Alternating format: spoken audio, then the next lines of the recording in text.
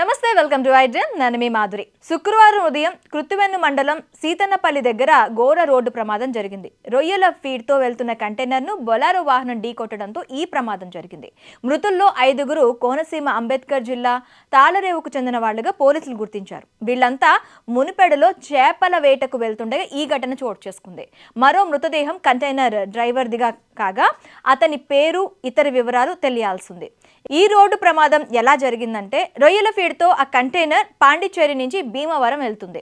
ఇక బొలారో వాహనం అమలాపురం మండలం తాళరేవు నుంచి కృత్తివెన్ను మండలం మునిపేడు వెళ్తుంది. అయితే ఫుల్ లోడ్తో వెళ్తున్న ఓ ట్రాక్టర్ను బొలారో డ్రైవర్ అతివేగంగా ఓవర్టేక్ చేసే సమయంలో కంటైనర్ ఢీకొట్టినట్లు ప్రాథమికంగా పోలీసులు నిర్ధారించారు. కేసు నమోదు చేసుకున్న పోలీసులు విచారణ జరుపుతున్నారు.